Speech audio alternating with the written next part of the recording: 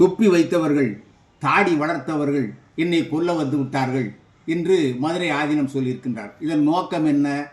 இந்து முஸ்லீம் இடையே கலவரத்தை தூண்டுவதற்கு. ஆனால் நேற்று மாலையிலேயே தமிழ்நாடு அரசு காவல்துறையினர் அந்த காணொலியை வெளியிட்டு விட்டார்கள். இவரது கார் தான் தறியிட்ட வேகத்தில் ஓடுகிறது. அதுவும் பார்ச்சுனர் கார். துறவி போகிறார் பார்ச்சுனர் காரில், வந்தவர்கள் மாருதி கார். இவர் மோதுவதற்கான வாய்ப்பே கிடையாது. லேசாக உரசி விட்டு போகிறது மதுரை ஆதீனம் கார் தான். இவர் அதற்குள் நான் பார்த்தேன். அவர் பின்னாலே ரொம்ப நேரம் வந்தார்கள். பேரிக்காடை உடைத்து கொண்ட பக்கத்தில் ஒருத்தன் புழு சட்டக்காரன் நின்றுக்கிட்டு சொல்லி கொடுத்துக்கிட்டே இருக்கான். அதை இது கிளிப்புள்ள மாதிரி இந்த ஆதீனம் சொல்கிறாரு. இதுக்கு முன்னாலே ஒரு ஆதீனம் இருந்தார். மதுரை ஆதீனம் 292வது குருமகா சன்னிதானம் அருணகிரிநாத தேசிக பரமாச்சாரிய சுவாமிகள். அவரை நான் பல முறை சந்தித்திருக்கின்றேன், படம் எடுத்திருக்கின்றேன், அவர் பேசுவதை கேட்டிருக்கிறேன். அவர் சமய நல்லிணக்கத்திற்காக, இந்து முஸ்லீம் ஒற்றுமைக்காக பாடுபட்டார்.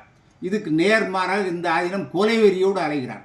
பாகிஸ்தானுக்கு போகிற தண்ணீரை தடுத்து நிறுத்திய போதாவது காற்றை கூட அவர்களுக்கு விடக்கூடாது என்கிறார். அதனால் பொருள் என்ன? அந்த நாட்டில் ஒரு 10 கோடி பேர் இருக்கிறார்கள். காற்று கூட கொடுக்காமல் அவர்களை கொல்ல வேண்டும் என்கிறார் இந்த கொலைவெறி பிடித்த மதுரை ஆதீனம். இதற்கு காரணம் என்ன? சைவ சித்தாந்தம் என்பதே கொலைவெறி தான். 8000 சமணர்களை கழுவில் ஏற்றி கொன்றவர்கள் தான். நாயன்மார்கள் புராணத்தை எடுத்து பாருங்கள்.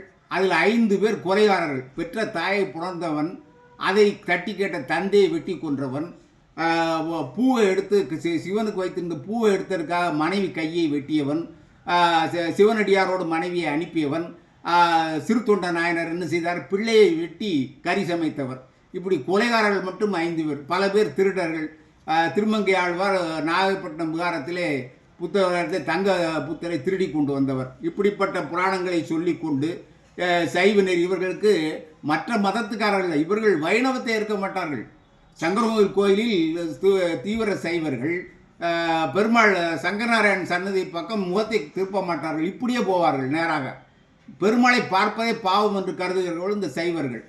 அதனால்தான் அதே கொலைவெறியோடு இந்த ஆதீனம் இப்போ பொய் பேசியதோடு நேற்று தமிழக அரசுக்கு களங்கம் ஏற்படுத்தி, அதிலும் அவருடைய உடல் மொழியையும் பார்த்தால் இவர் மீது நடவடிக்கை எடுக்கவில்லை என்றால் இனி எல்லா ஆதீனங்களும் இதுபோல பேசுவார்கள்.